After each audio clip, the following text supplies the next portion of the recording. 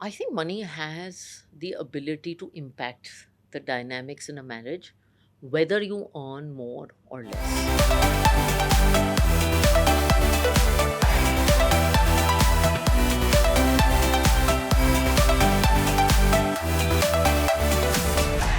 Hello and welcome to another episode of Learn with RG. And today is one of my favorite topics. We're going to talk about money and relationships. Radhika, tricky one, touchy subject. Not too many couples I know talk openly about money. Hmm. Um, is that what you face as well in your I interaction with don't people? understand why it should be touchy. It's touchy.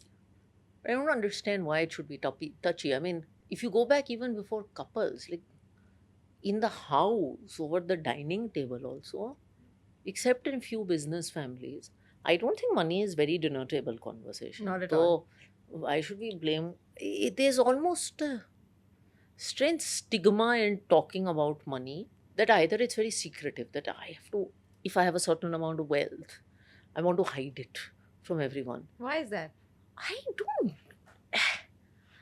I find it bizarre. Maybe perhaps because wealth is associated with so many other things culturally, power, status, etc. That you it triggers so many emotions. I mean, we've talked about this. Perhaps you want to hide it.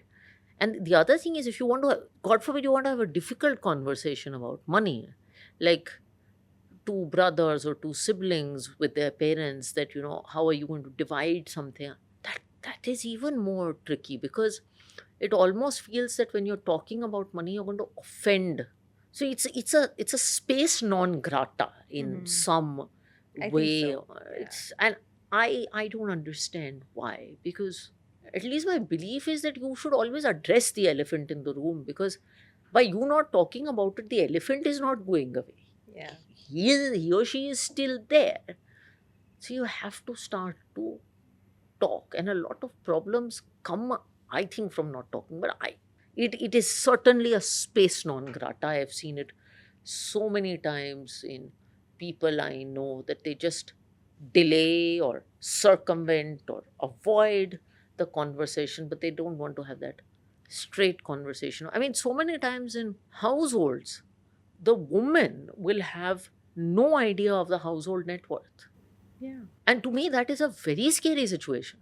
A lot of times women don't even know how many bank accounts their husband has, Yeah. or they don't know how much money their husband invests a lot of times, right?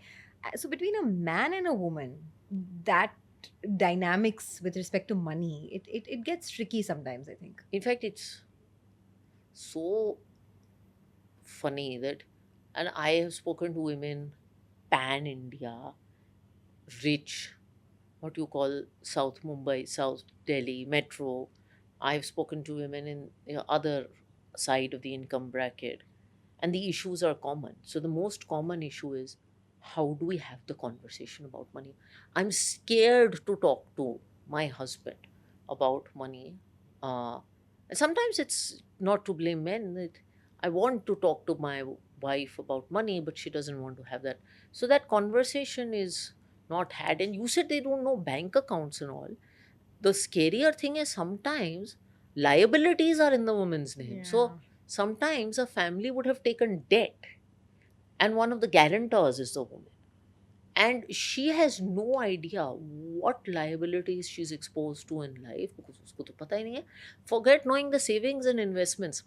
Sometimes women don't even know the income of the household. Correct. What are the income? What are the expenses? How do they think? And वो मांग मांग के घर चलाती हैं, but they don't know. And Correct. it is bizarre. I think it stems from childhood yet again, Yeah. right? Because see, like if talking from my personal experience, I never discussed the finances with my parents. Yeah. I never knew how much they were making. I never knew how much they were spending. Hmm. So when I got married, it was so gradual that I never, for the first few years of my marriage, Hmm. never discussed finances with my husband. Yeah. But it's only over time that I realized that this is so important, Hmm. because eventually there are so many financial decisions that you have to take together. Yeah. Otherwise, there is so much, you start getting disgruntled about many things. You start feeling disassociated from many things, Thanks. especially when there is a kind of a joint family involved. So, what do you think? How do you think the dynamics can improve in a couple? Hmm. And what are the kind of money conversations that one should have in a relationship? So I was actually lucky that my parents never hid this conversation about money from us. So we had some idea of how much money our father was making, how much money my mother was making. In fact, quite happily they used to discuss their salaries at home. I don't think we ever asked them आपके savings कितने हैं, investments कितने हैं. But when I had to apply to college abroad, they quite candidly told me that this is the fee, this is what we can afford, this is what we can not afford. It's the first time we had kind of a deeper conversation about money, a little tricky one. And I feel because they were honest with me, I didn't have any grudges. I said, this is their situation, this is their income, this is the expenses of a US education, this is the gap, and I have to bridge it, and I can't grudge them for it, right? So I think it's a great example of just how laying the data out prevents a lot of agony. Otherwise, sometimes, I mean, we can talk couples, sometimes with kids, there's always a lot of anxiety against their parents that my parents are not giving me this. Yeah. You know, they may have it, but they're not giving it to me. They're denying it to me. Correct. And once you put the information out there, because no parent actually wants to deny something reasonable to their child. So I think putting it out there helps. With couples, Sonia, I don't know if this is a popular point of view, but my view is, again, the couple should have a conversation before getting married about money values, right? I think most couples who get married discuss things like, do you want to have kids, right? Because there are some couples who don't want to have kids, there's some couples who want one. I mean, Did you have the conversation about money before getting married? yes, we did. We did. We actually had it when we were dating. And So how did it go? What did you guys talk about? actually, our conversation was more about the lives we would want to build, because I think as an ambitious woman, it is also very important to have a partner who will support that ambition.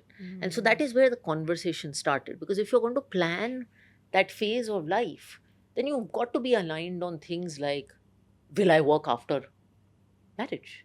Will I work after having a kid? How important is my career versus your career? These are, in my view, very important conversations. But did you have conversations about who's going to spend how much on the house bill or on home expenses? I mean, because these are conversations that should be had, Yeah. but frankly they make you uncomfortable. See, there's no right answer because different couples have different circumstances. Like, there are couples where both are double income couples and they have very similar incomes. There are couples where one partner is earning and the other partner is not earning.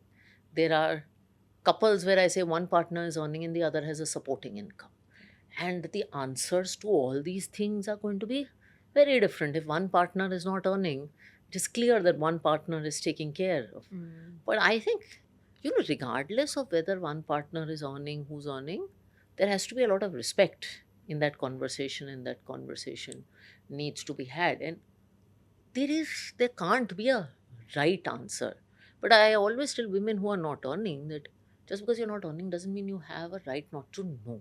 Because finally, goals are for the household. Yeah. Right? Now, since we were both a working couple, we were very clear that we were going to split things for the family. But our investments were going to be independent.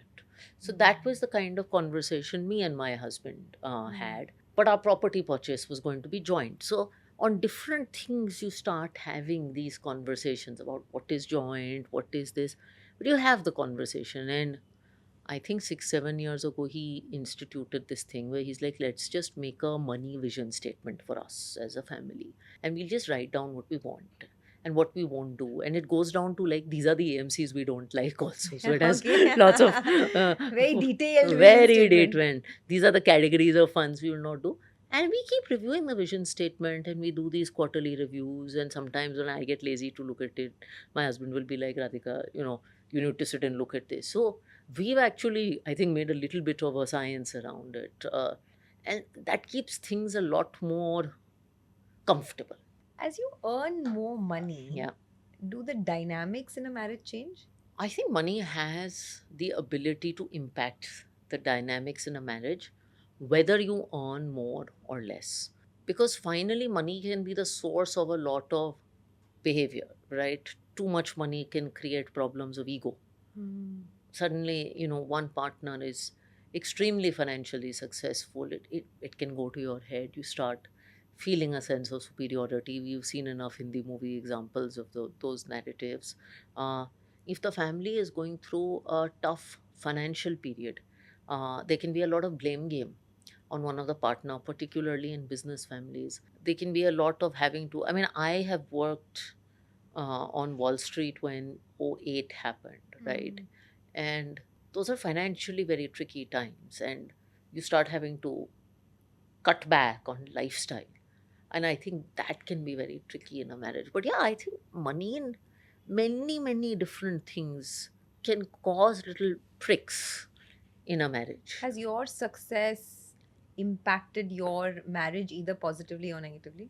I think for us, it has been more neutral, Sonia, because for the large part, till very recently, Nalin and I have worked together.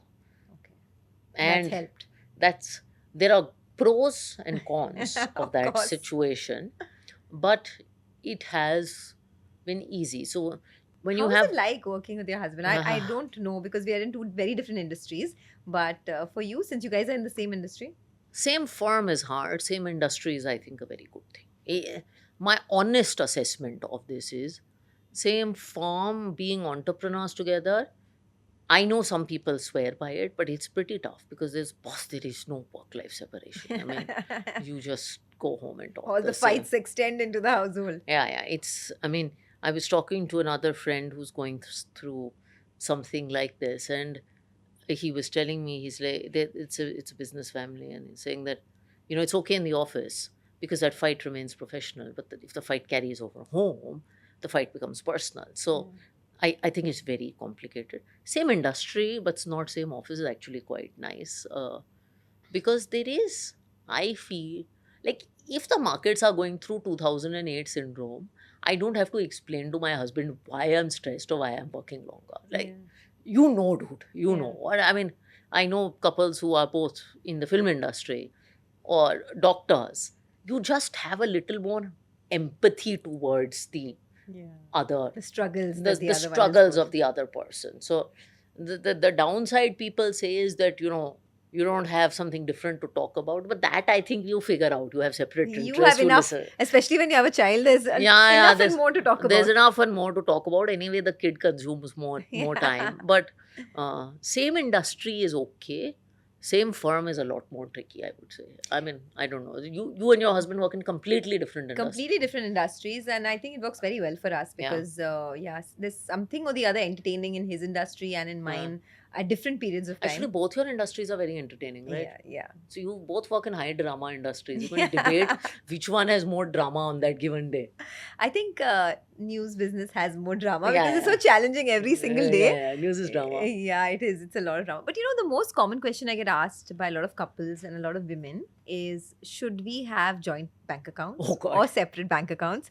And I know it's like it's different for different couples, but for us, separate bank accounts work Yeah. because we have separate spending habits, we have separate money trauma, and we deal with it separately. So for things which are joint expenses, whether it's like travel or our child's education, then of course things come together. But for everything else, it's separate. So I want to know from you, what works for you By the way, guys? this is a really controversial topic. I think people have so many different opinions. I mean, we are very similar. We have separate accounts for ourselves, and we have a common bank account for family, children, all that kind of expenses. And it's somewhere, as you said, it's about separate expenses sometimes. And then you never worry, like, I'm going to go buy myself some like mad diamond necklace, which I'm not. But it doesn't bother the other person, Yeah. right? So What he that's doesn't know won't hurt him. what he doesn't. No, I mean, I'll tell him I bought it from my own money, but it's not from his kitty. So hopefully, it should not hurt him. He'll just be happy that I bought it from my own money. I also think people have, as you grow older, different responsibilities towards their family, everything else, right? Yeah. So all of that starts to become easier. So for us, that works. We have separate investments also, but we like to discuss our investing philosophy Mm. with each other. So, I mean, fundamentally, I think with me and my husband, our money values are very similar. And Mm. I actually think in a marriage, money values matching is a good thing, right? Yeah. They're not completely similar. I think he spends more money than I do, and he's easier with that. But he's also more detailed. But I think some basic alignment of money values, if there is such a thing, actually works quite well. A lot of men don't put so much thought into spending money. Yeah, When they want actually, to that go and shop, they just go in and out, buy it, finish, it's over. it drives me crazy. Yeah, for women, they're like thinking and thinking and thinking and Like, pondering, going back home, sleeping over it. And I think like it's a very. they'll go to the mall. First, they don't like to go shopping. They'll go to the mall once a year, buy 6 shoes or shirts or whatever And that, done. and they don't check if it's on sale or not. Yeah. And like, this is me, and it starts bothering me, and I'm like, but I'm gonna go and check whether it's on sale or whether there's a bargain, or check 5 stores. But I think for That's just your money trauma. You know that, It's- right? it's partly my money trauma, but it's a woman thing too, right? It is, Like, it is. women enjoy the process of window shopping, right? Yeah. I mean, I don't think men do. So I think separating that for family reasons, for expense reasons, but having some commonality on investments and transparency at least on the family's kitty is very Mm, important. mm. So I don't think we like to hide each other's money situation from Yeah. each other. So No, I think that's a very important topic, transparency and even transferring of assets, right? yeah, Because a lot of us build assets, Huh. like whether it's you, your husband, your in laws, but when it comes to creating a succession plan Oh God, what or the putting a will together, Huh. so many emotions suddenly come in Huh. the play. Yeah. So have you faced it as well? Oh God, I've written PNs about this on social because I've seen so many stories in the home. Firstly, every lawyer recommends that you write a will. Will. Nobody wants to write a will. I have had so many conversations. Write a will, write a will, write a will. And Why do people not want to write a will? What is Because it that stops them? in your lifetime, you are making a decision to divide what you have between 2 people or 3 people or 4 people. When you're making that decision, you're sort of exposing, oh, I like you more, I give you this. And there's this fear of the unknown, of having that elephant in the room conversation. And the reason I'm becoming more and more obsessed with wills now is after the person goes, when you don't have a will, Sonia, it becomes so difficult. I mean, I've dealt with cases in my family, and look, I'm a reasonably well known person in financial services, but without wills and paperwork done, even for me to help someone out and get stuff done is difficult. And it is super difficult. So I can't begin to imagine what a common person goes through and just get the documentation done. So you're saying if there's no will, Yeah. then even if you are a nominee, the money doesn't come to you. So sometimes it depends on the asset, right? In mutual funds, for instance, if you have a nomination, you are good. Mm. But in things like property, for instance, it's not always so obvious. So with some asset classes that are more regulated, it is much easier. But with some things, it is not as easy. For Correct. instance, the person who's left behind, if a husband is passed away and the wife is left behind, you'll want to close the husband's bank accounts. And going through a situation like this, how do you do succession and closure of those bank accounts without that? Mm. Or then you'll need to, I remember in this case we don't have a will, so we are having to produce legal heir certificates and all kinds of this stuff. Wow. And then you have to go to the court and get them. And remember, when you have loss in the family, you are in a very different mental frame. This is the You are- last thing that you want to think you are about. aggrieved, it's an emergency, you're stressed. And the other problem is, money that you want to be readily available is not available. Correct. And it just starts agitating you. So that's why these uncomfortable conversations need to be had about succession planning and making a And will. have them when everyone's healthy. Yeah. Just have them. And even, I would even go so far as to say, run like a hygiene check on your investments, or get your advisor or someone to run a check on your investment saying, oh, are all my nominations okay? Because, we don't realize in life, we'll go around, we'll keep creating bank accounts, we'll do one random investment, we'll buy one small 10 lakh property there. All of this is in your control. But when you are gone, it is headache for someone who doesn't understand. Investments are still okay. I am most worried about the debt because a lot of people take on loans, they take on debt, and Credit sometimes cards. credit card bills. Then the interest on the credit card piles up Yeah. to like lakhs, and then suddenly you're Sometimes people don't even know the credit cards that they have. yeah. So very few people have an Excel that documents even the credit cards that they have or the home loans that they have that someone has to pay. Mm. Anyway, I think as we are evolving, we're perhaps taking on more leverage than we should. Mm. But I get nervous. Sometimes I've had a case in the family where someone left a credit card behind. The person didn't look at it, and there was a huge fraud on the credit card, like very very large fraud, and then we had to go fight the bank. Wow. Yeah, even I had a situation in my family where somebody passed away, and unfortunately, and then we realized that that person has had a credit card interest payment for 12 years. It was 12 piling up, years. piling up, I don't even want to know what the amount was. and it went into lakhs, and then that had to unfortunately be paid by the wife of the person who passed away. So it was yeah. I mean, it's 12 sad. 12 years. years, and they realized after 12 years because the the communication was coming to a separate email address which no one was checking and all of that. And So we live, I mean, this is a good point. We live in an era of emails, and everything needs a password and everything needs an OTP as it should, Mm. right? But you can't break into these things at all, right? There's so much security, and as I said, for all good reason. So it is better this is documented and all the check boxes are done, so that if there is an event, it can be done easily. Correct. Because you'll think वो मेरे पास पता होगा, I'll figure out, मुझे वो आपसे होगा ही नहीं. Yeah, that's true. Okay, so coming back to couple finances, Yeah. right? Because that's what we want to talk about. For a lot of young people who are Yeah. perhaps looking for their life partner, what are the money conversations that they need to have? What are the 2 or 3 things that are top of mind? You said one of them is you all need to have, your money goals need to be aligned, Yeah. right? What else? So I think start with money values. How do you think about spending? How do you think about saving, right?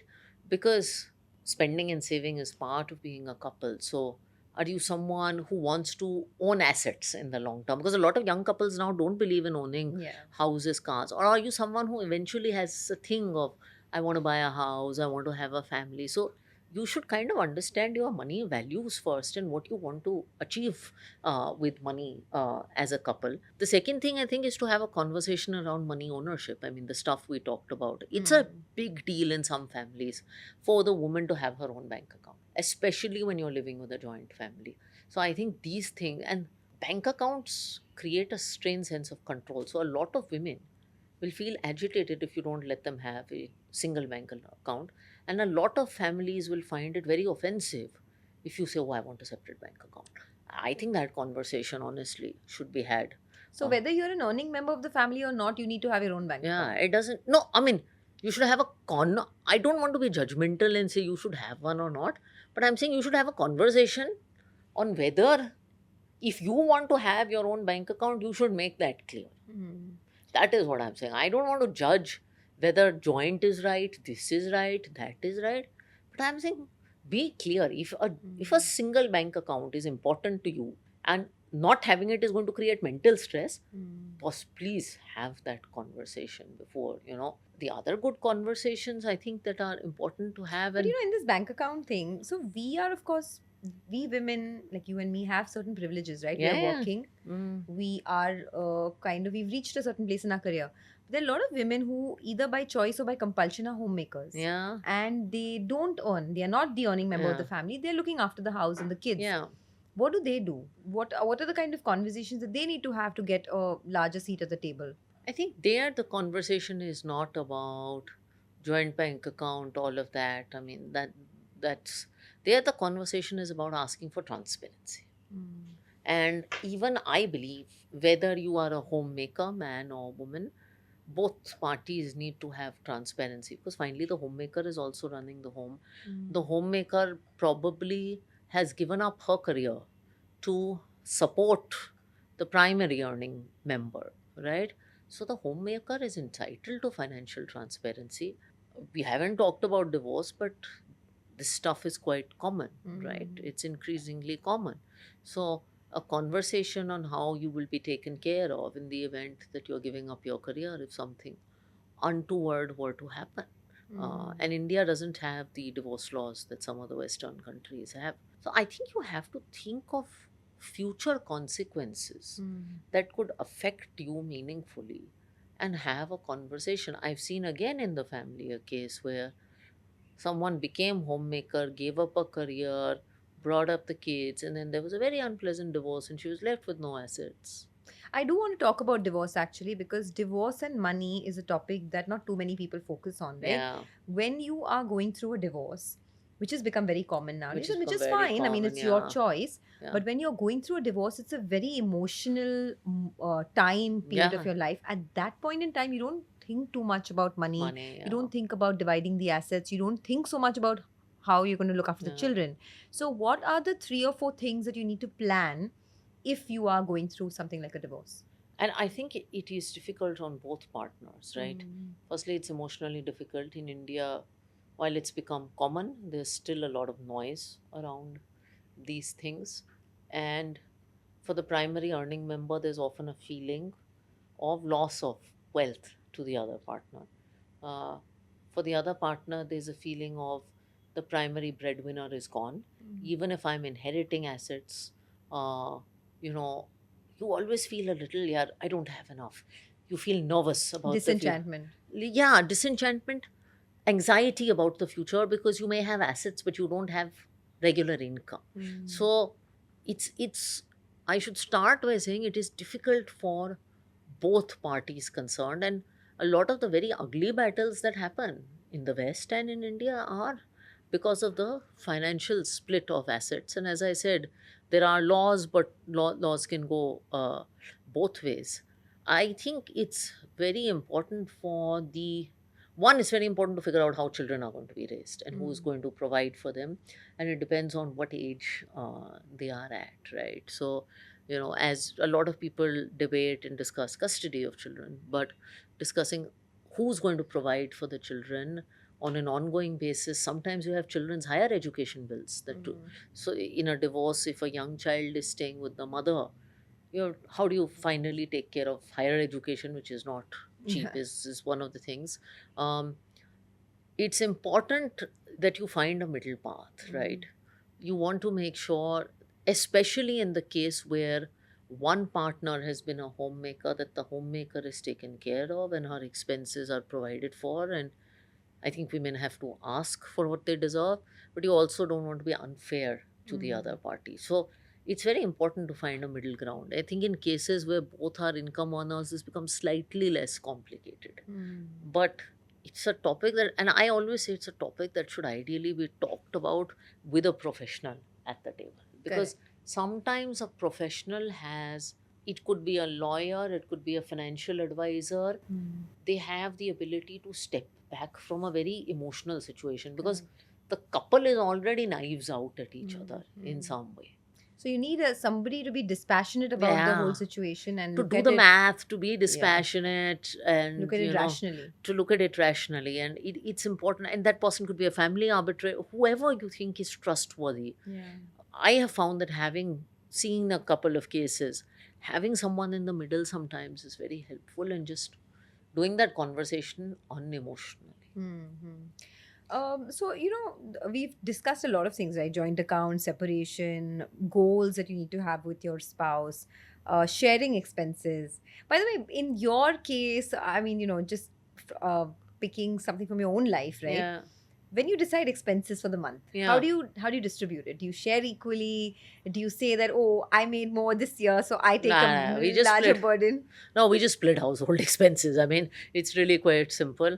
Um, my husband is a documentation beast.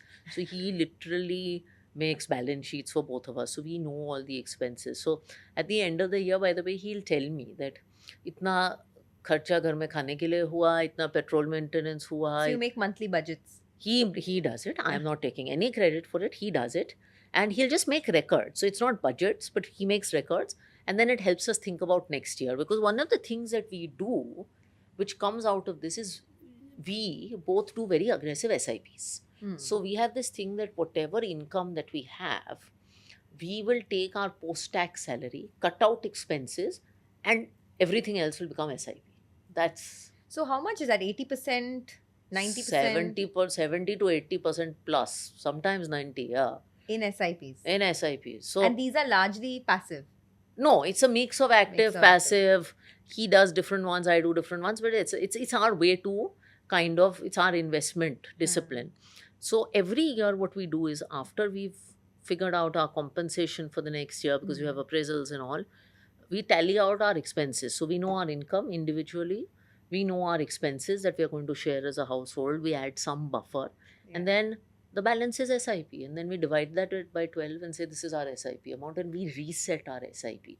So for us, we do this budgeting exercise as a couple.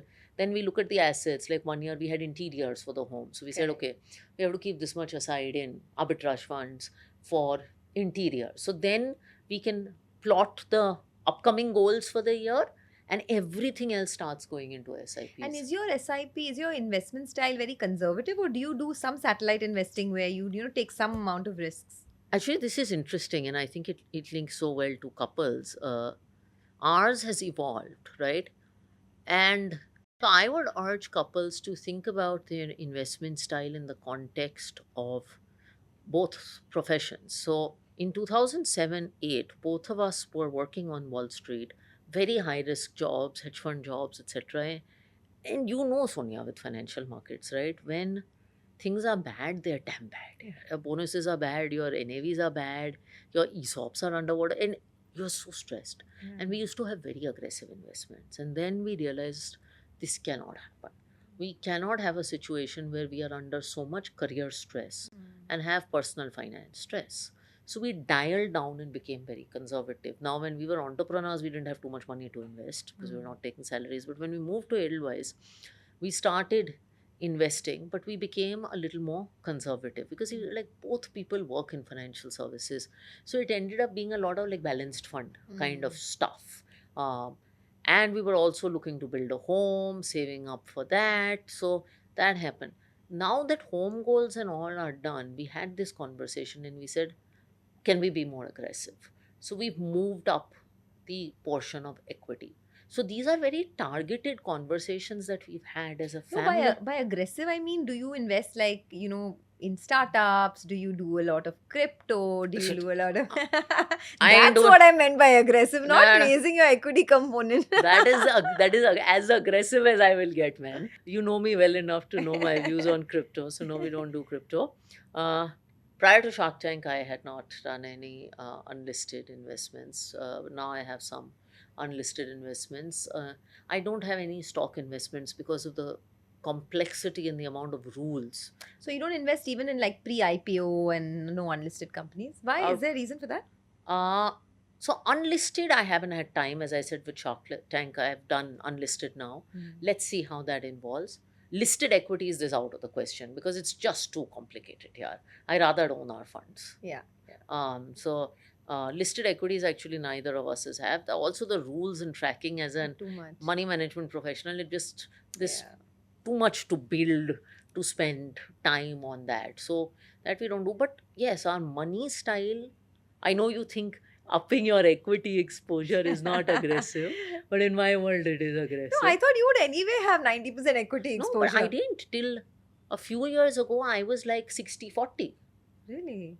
Because we were building, we had home loans, we, you know, wanted to accumulate a corpus. We wanted, housing in Bombay is not cheap.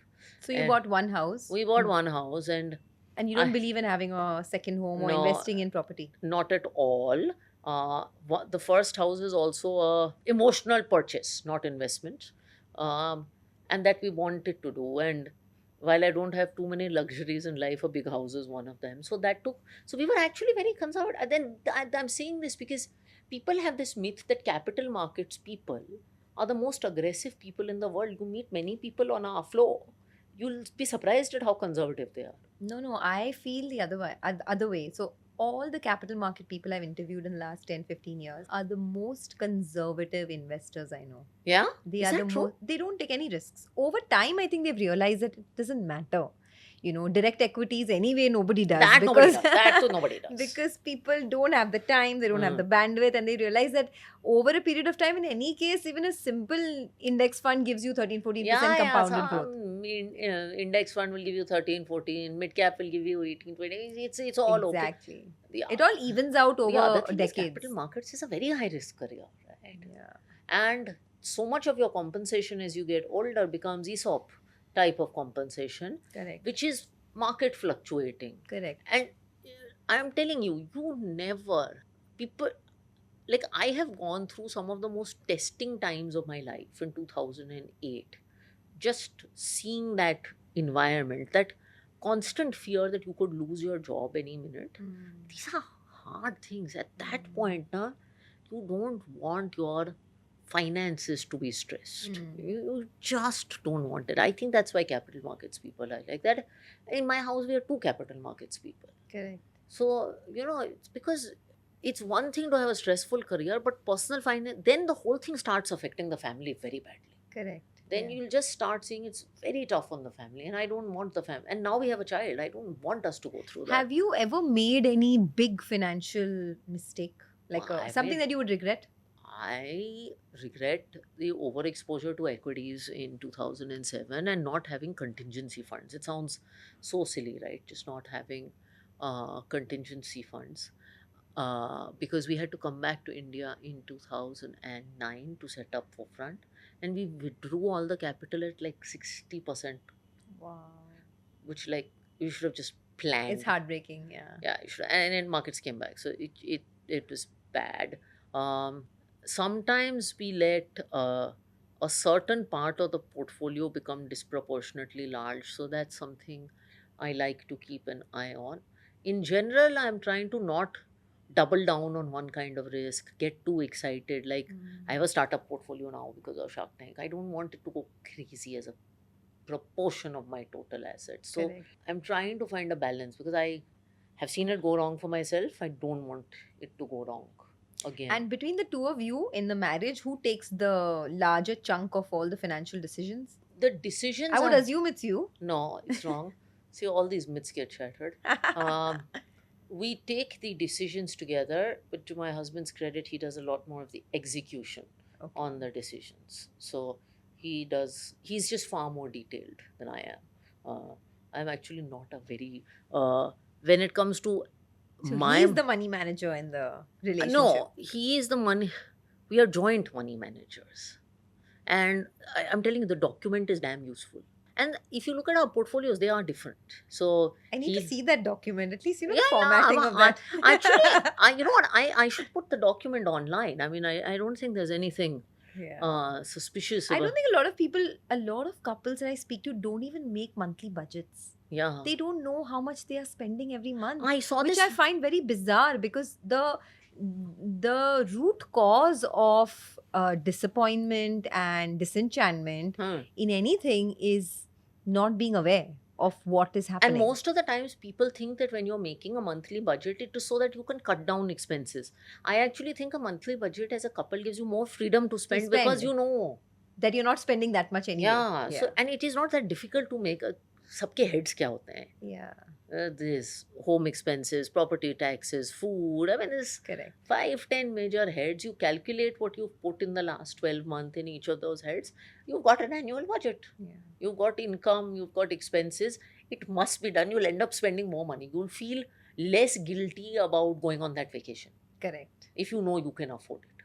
I genuinely think people should make budgets. I'm actually, this conversation is motivating me to put our document online. You should. I'm going to be the first one to look at it It, and use it. it really helps. Yeah, I'm telling you, when things go wrong, when you have a document, you fight less. Yeah. But do you guys fight over money? No, not at all. Not at all. We fight over other things, but not money. We don't, because You've never fought over money. no, we've never fought over investments or ये गलत investment कर दिया तूने या ये नहीं किया, so we don't fight over that kind of thing. Now I can argue with him that, boss, you spend too much money on that shirt and it's really ugly. That fight we've had. And he can say you spend too much money on this, and Nobody can win in those fights. For yeah, sure. so usually the fights are about things like that, like why didn't you buy this on sale type, because of my issues. But We don't fight over large money. So far, we have not had to fight. Do you guys fight over money? Not at all. So there you go. My husband is a big spendthrift, and Ah. I'm very frugal. So you guys are the same. So we are, yeah, the same dynamic that Does you it guys drive share. you nuts? No, I'm happy that he's the one to spend and I don't have to take the guilt of spending. So I'm the frugal one who doesn't spend and who doesn't have the guilt of spending. I want to But try for and all the adopt big this. expenses he spends, so I Oh, don't. he spends on all the big expenses. Yeah, we share our big expenses. Okay, so he spends and you don't have the guilt. That's a nice one. Yeah, that's. So my stinginess means we don't have the guilt. Okay, I'm gonna try that. That's a But good. see, the thing is that these dynamics also change, right, over Yeah. the years, depending on. I think at least for us, Yeah. there was a period in COVID where I was making a lot more money than him. Huh. So at that point in time, I was Yeah, taking that. a How lot is of the. that? That's a very tricky space. How It is it? was a very tricky space because business, like, obviously I was a salaried employee and he had his Yeah. own business. So there was a time, 2-3 years, when his business was not doing that well. Huh. And then he still continued to be the spendthrift and I continued to be the frugal Yeah, one. yeah, yeah. But yeah, I was making more money. So, I mean, yeah, dynamics change. But I guess what happens at the end of the day, like you said, your money values need to be the same. Yeah. Like both of us have these middle class values where we, find it hard to spend on luxury items, but Huh. we love spending on travel. Yeah. Like we don't care about buying a fancy car, but we want to go on a fancy holiday. So all those things are the same. So that gives you some anchoring, no? That gives you some anchoring. Yeah. And I think if you're looking for like a spouse or if you're looking for a partner, I think these values are the first thing I you keep need to- telling girls this because a lot of girls come and ask me like, what kind of guy should I marry? And I tell them I have this conversation. Yeah. By the way, the other interesting one, I mean, I know a lot of couples where both are salaried and then one day one person wants to do a startup. Yeah. And then the dynamics change because the person who's doing a startup doesn't have the salaried income. Yeah, But eventually they could have a big exit. correct. But it's the person who was not doing the startup that supported the family. And how do you find harmony? Because it feels like I've never been through it. It feels like a place for a lot of potential discord. Actually, Radhika, I feel that it also depends on the genesis of your relationship, right? Yeah. Like both of us, me and my husband, we found each other in college. Same. At that point, everyone was the same. Yeah. There was no incentive to marry for money or not for Yeah. money. So money was not part of your power equation or your like marriage equation. We didn't have money to begin with. Like Same. everyone was just kicking off. Yeah. So those dynamics were so. When you start off with those values where money is never in the picture, Huh. it continues to be that way over a period of time. But now I've seen a lot of the younger generation, they marry for money, which Oh, is yeah, for yeah. good reason or bad. I mean, everyone has No their judgment, own, yeah. no judgment. But I'm just saying that if it kicks off with like where you're both on the same, where like you start off at the same platform, then it Yeah. kind So of- if money is part of the power dynamic, if there's such a thing exists in your relationship from the beginning, yeah. the evolution is like ours was very similar to yours. In college, everyone, and we too happened to be two of the poorest kids in class because we were the two kids on financial aid. And everybody else was like a fully funded student. So we automatically fell into this zone of like the cheap ones. And so we had that. In fact, so my husband proposed to me in college, and the first ring he got me, which when he proposed, had these like tiny fake diamonds. So I have no expectation also that he'll buy me fancy jewelry. Although he's bought me nice stuff. But I think Good, low expectations means low disappointment. yeah. So on our 10th anniversary, many years later, he had bought me jewelry, and so he went to one of the big branded stores, and he bought me something. And instead of being happy, I yelled at him. I was like, you could have bought this stuff from Chandni Chowk, and it would have been cheaper. But it was never a part of our like being wooed by expensive gifts and all. Was never a part of our dynamic. So Yeah. you're right. I think the starting point matters, but ideally money should not be used as a source of power in It relationship. shouldn't. It shouldn't for sure. Because if you have a relationship or a marriage which is for like 2 decades, 3 decades, 4 decades, Yeah. your equation will change. At Yeah. some point, somebody's going to stop working. At some Yeah. point, someone's going to do better than the other. It's not Yeah. going to stay the same, It's right? not going to stay the same. So I mean, you have to have that anchor so that whatever the dynamics, even if one person goes bankrupt, the other person is there to watch their back. yeah, I mean, it will have to. I mean, I've seen my parents have a 10-year age gap, and At some point, my father was the primary career. Now he's retired. My mother's working. He has his investments. So it's a different dynamic, It's but a different it's, dynamic. they've settled into it. And sometimes I think when the dynamic changes, you also have to have the conversation. So I tell a lot of aspiring entrepreneurs, boss, before you jump into starting up, go have a conversation with your spouse, because your money dynamic at home is going to change. You are not going to earn an income. I don't know if your spouse is working or not, but if you believe that you're going to go for 2, 3 years without income and that is not going to change your family's lifestyle, you're smoking something, right? Mm. And so go have that conversation with your partner that I want to do with the startup.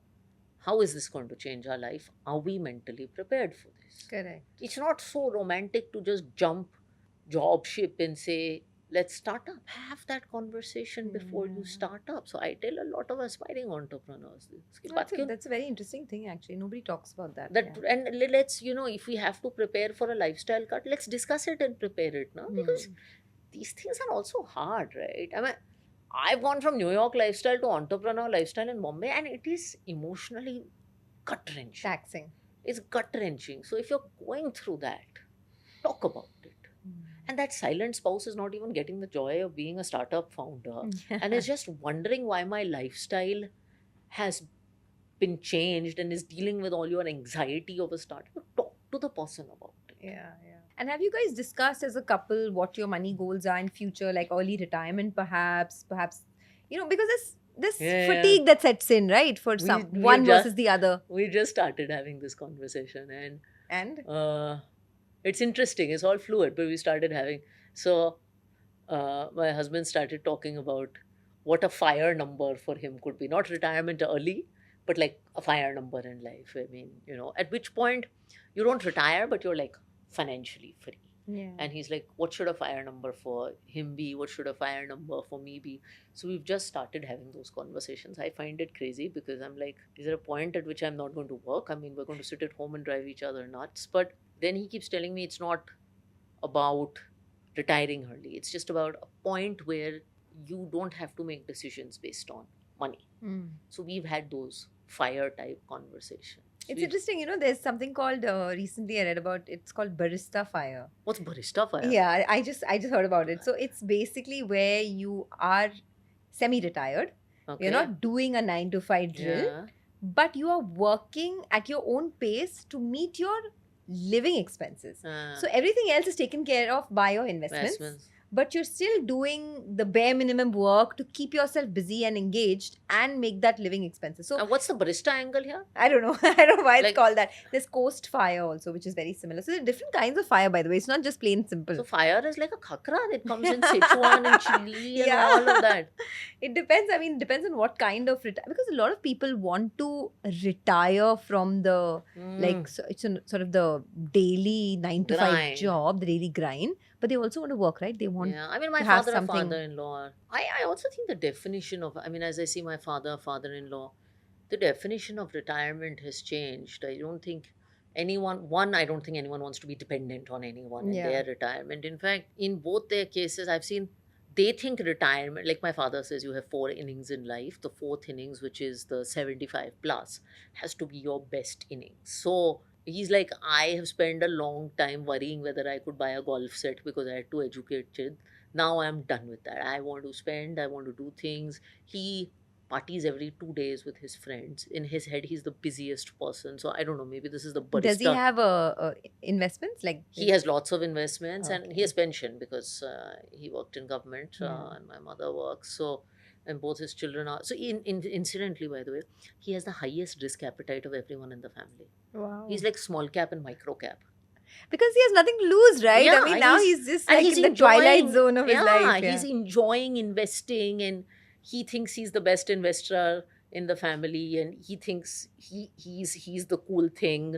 And yeah, all his friends are like that. So he has these 80-year-old friends, they're playing golf, they're really enjoying their retirement. And I feel actually very happy. Same with my father-in-law. He's traveling everywhere. He's doing some consulting and talks. He's doing like your barista fire kind of thing. And I feel really happy to see both of them because they had it much harder. Yeah. And So what is your fire number? oh, what's my fire number? since we're talking about I early never retirement. calculated my fire number.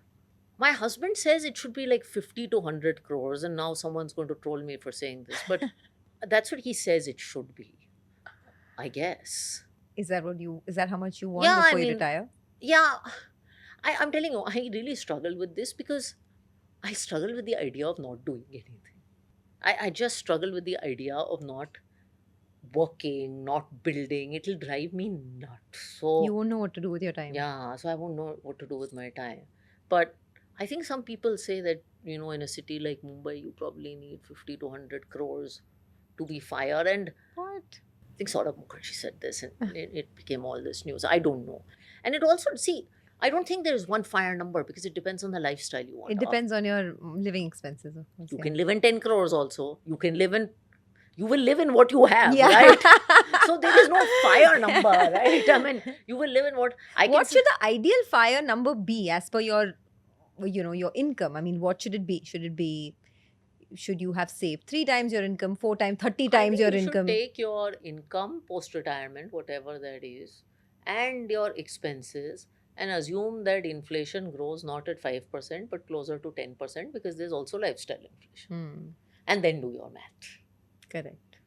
That actually should be your fire number. And most people are barista fire people. They don't sit quietly after retirement. And the good thing is, even with older people today, there are so many opportunities for them, right? Yeah. They can consult, they can be on boards, they can write, they can do lots of different things. But the good thing in India is, I think for a certain section of Indians, retirement has moved from a very scary thing to a very pleasant thing. Very acceptable. Yeah, I mean, Accepted. I guess. accepted. Yeah. No, like for a government officer's daughter, retirement, we used to say was scary. एक दिन पापा retire कर जाएंगे, सारी power चली जाएगी, you will not have the salary and the big houses, and they live a much better lifestyle now than they did pre-retirement. Really? So, and I think that is sensible saving. It is wise, good old middle class saving and just doing the check boxes and all of that. But I think it's moved to a much more pleasant thing. So I feel very happy when I see today's senior citizens vacationing, enjoying themselves. I do believe this is the generation that really slaved it. Absolutely. Well, on that note, it was great chatting with you and so much to learn about money, relationships. If you had to leave us with one relationship advice with respect to money, what would it be? Talk and trust. Talk. Don't hide. And trust. I think talk and trust generally. Communication is key. Communication and a certain amount of trust, because the future, a relationship, you don't have you don't know all the questions today. You don't know the turns life will take. So a certain amount of trust will have to be baked into it. You'll have to believe that the intent of the other person is good. And I think you have to know that you will go through rocky times also. Any relationship, any marriage, any life will go through a fair amount of rocky times. And I think that is where trust will get you through that. Some amount of leap of faith. Some has to be major taken. leap of faith. And my word learning for the day is barista fire. Yeah. I have learned barista fire. My objective for life is, and I like coffee, so barista fire. I still don't know why the word barista is added in there. I'm gonna go Google But, barista fire. yeah. But I'm gonna Hopefully, all of us will be barista fire someday. Now I'm gonna go work on my barista fire number. I feel very young saying barista fire. I feel very cool about myself. Okay, on that note, guys, thanks a lot for watching. Subscribe to our YouTube channel, Edelweiss Mutual Fund, and click on the bell icon for notifications. Mutual fund investments are subject to market risks. Read all scheme related documents carefully.